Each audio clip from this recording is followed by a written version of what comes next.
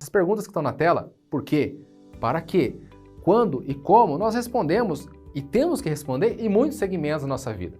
Seja para comprar uma bicicleta ou para casar, nós temos que responder perguntas como essa. Nós temos que responder essas perguntas para usar um herbicida ou qualquer outra prática agrícola no sistema produtivo soja-milho, por exemplo. Nós temos que responder por quê, para quê, quando e como. Querem que eu desdobre isso e torne isso mais claro? Vamos a outros pontos. Aqui, ó. Quando eu vou escolher um herbicida, eu tenho que pensar nessas perguntas. E eu desdobro isso da seguinte forma. Ó, atenção, vai no slide. Primeiro ponto, eu tenho que saber o que eu tenho na área. O que é aquele lá? Composição florística e fisiologia. É um nome bonito para dizer que mato eu tenho na área, o quanto de mato, qual a importância desse mato. É resistente? Não é? É tolerante? Não é. É isso. Diagnóstico. É a primeira etapa. Isso acontece na hora que a gente vai mapear para fazer adubação, isso acontece na hora que a gente vai fazer monitoramento de praga para levantar infestação, ou fazer incidência e severidade de doença. E isso tem que ser feito. Tem que ser feito, na real, para plantas daninhas. Eu tenho que ver que mato eu tenho, quanto esse mato na área, que mato é, se é tolerante, se é resistente, ponto. Eu tenho que fazer isso. Não esqueçam, monitoramento é a primeira etapa no manejo integrado. Segundo ponto, para escolher um herbicida, eu tenho que estar atento ao quê? Ao espectro desse herbicida e quando eu vou enfiar ele no sistema. Tem que estar atento quais são as frentes de ataque que esse herbicida me disponibiliza. Alguns herbicidas vão ser só pré e outros vão ser só pós. Eu tenho que ter frentes de ataque, de preferência pré e pós. No mesmo herbicida? Não, mas tem que combinar herbicidas para ter esses dois efeitos de preferência. Tem que posicionar esse herbicida pensando o quê? Se é pós-emergência, em estágio. Tem que pensar nas associações possíveis desse herbicida. Eu vou ter sinergismo, vou ter antagonismo, vou ter o quê? Eu quero sinergismo. O que é sinergismo? 1 mais 1 igual a 2? Não. 1 mais 1 igual a 3. Eu estou gerando como se fosse um novo produto. Eu tenho um produto novo ali na jogada, entendeu? Eu tenho um efeito a mais em função dessa combinação. O que eu quero é isso. Eventualmente o que eu vou ter não é isso. Eu vou ter aditividade, que é 1 mais 1 igual a 2. Eles são complementares, ok? Mas o que eu não posso ter, escuta aí, ei, presta atenção. O que eu não posso ter, em hipótese alguma, é misturas que geram incompatibilidade em cauda, que precipitam, que floculam, que, sei lá, fazem o que nessa cauda, entendeu? Especialmente acontece isso em baixos volumes, em ordens mal utilizadas na entrada, mas entendam que incompatibilidade é uma coisa e antagonismo é outra. Incompatibilidade é na cauda e antagonismo é o efeito disso aí final. O que eu não quero e o que eu não posso querer dessas associações, além da incompatibilidade, é esse infernal, esse indesejado antagonismo, onde 1 mais 1 não é 2 e muito menos 3. 1 mais 1 é 0 muitas vezes. Eu posso ter o efeito anulado de ambos os defensivos, de ambos os herbicidas. Então fujam de associações ruins, incompatíveis e especialmente antagônicas no seu final. Obviamente, eu tenho que ver se esse produto tem registro para cultura, se ele é seletivo para cultura, herbicida tem que ser seletivo, ou seja, a cultura tem que ser tolerante, em outras palavras. Se esse herbicida é pré-emergente ou tem efeito de solo, como que é esse efeito? Qual que é a eficácia? Tem carry-over? Alguém me perguntou de mesatapir. Tem muito produto que causa carry-over, esse carry-over não é brincadeira. O que é carry-over? É aquele residual indesejado que se prolonga até a próxima cultura, quem sabe. Tem que estar atento à tecnologia de aplicação, às condições ambientais que eu tenho. Não adianta ter o melhor equipamento, o melhor produto, se eu não cuido das condições ambientais. Especialmente alguns extremos, entre safra no sul, centro-sul do país, e em condições de cerrado, isso é bem mais nítido, eu tenho que estar atento excessivamente a isso, cautelosamente a isso. E é claro, o último ponto aqui, e não menos importante, é o custo, que tem que ser encarado, de fato, como investimento.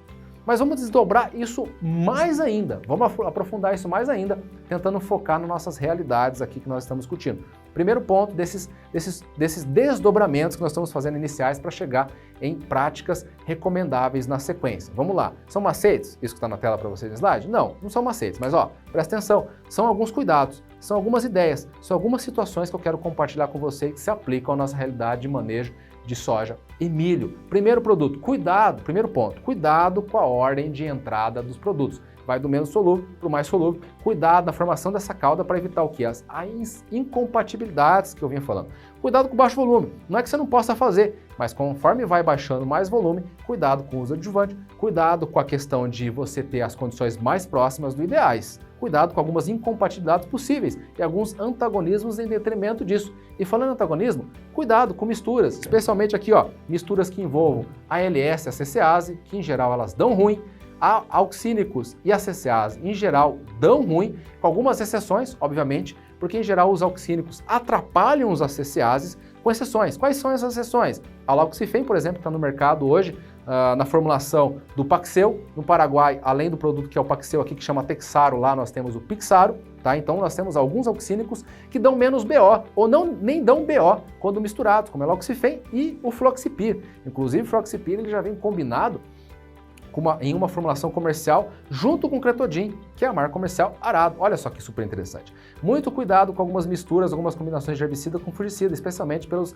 pKa incompatíveis que gera um pH indesejável nessas combinações. Então muita atenção ao concentrar a calda com misturas de glifosato 2,4-D, especialmente quando você não respeita a relação 2:1, 2 de glifosato para 2,4-D em equivalente ácido. Muito cuidado com esses detalhes. Se vocês tiverem mais curiosidades sobre esses assuntos, sobre esses pontos que nós estamos conversando aqui, que são gerais, mas são com certeza importantes para o sistema soja-milho, por favor, deixa a pergunta no chat ali, vamos conversar na sequência, vamos discutir bastante, que tem muita coisa para conversar sobre esse assunto, inclusive alguns pontos polêmicos. Quarto ponto, cuidado na escolha dos condicionadores adjuvantes. Algumas situações, nessa ordem de entrada de produtos, eu vou ter que ter alguns produtos que preparam essa calda, como aqueles produtos que são tamponantes, produtos que são sequestradores, produtos que são reguladores de pH, que vão preparar essa calda para a entrada dos pesticidas, para a entrada dos herbicidas, dos produtos que vão compor aí a nossa alquimia de campo. E eu vou ter adjuvantes, muitas vezes oleosos ou siliconados, que geralmente vão complementares e vão ao final, vão pré-misturados. E falando em pré-mistura, já falo do quinto ponto aqui, ó, fica atento ao quinto ponto. Qual que é o quinto ponto? Cuidado com a dependência de óleos. Lembrar de algumas pré-misturas que muitas vezes não são explicitamente recomendadas, mas são necessárias e podem te dar um incremento de rendimento na performance do produto muito interessante. Escuta essa, ó, presta atenção. Se eu tenho, por exemplo, um ACCase, eu tenho que colocar óleo. E esse óleo, escuta aí, esse óleo, quando pré-misturado, pode dar uma performance para você superior a 5 até 10%. Eu não fico falando muito mais que 10 não, mas com certeza próximo de 10 pode dar. Escutou essa? Se você pré-mistura o óleo com um graminicida ACCase, você pode ter incremento na real do controle a partir dessa pré-mistura dos componentes, tá ok? O óleo com graminicida.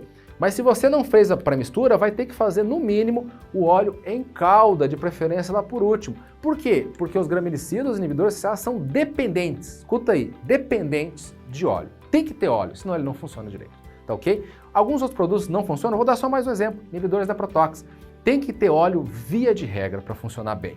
E faça a pré-mistura, se possível, para eles. Um exemplo clássico, se você não fizer pré-mistura, cai bastante a performance. Carfentrazone, marca comercial conhecida aí, Aurora, vai vir outras formulações com carfentrazone, mas um carfentrazone com óleo, de preferência óleo mineral. Pré-mistura eles, cara, vai ficar bom. Sim, não só bom, mas ele é necessário, porque se você não fizer isso, você não vai ver tudo aquilo que você quer do produto. Então, pré-misturas e de produtos que são dependentes de óleo. Cuidado com as fitos, isso é importante, tá? Esse cuidado aqui, essa atenção sétima, ela é essencial. Nós vimos falando, inclusive, numa pergunta que foi feita no intervalo, ok, glifosato é importante, glifosato está no manejo, está na jogada para nós ainda, só que mesmo em cultivos RR, se eu uso uma alta dose de glifosato, eu posso ter injúrias que nem sempre são plenamente reversíveis e que podem impactar lá no rendimento. No caso da soja, eu tenho que cuidar não só com dose e estádio, isso vale para a soja e para o milho. Tanto para a soja quanto para o milho, o estádio limite nós costumamos convencionar como V6.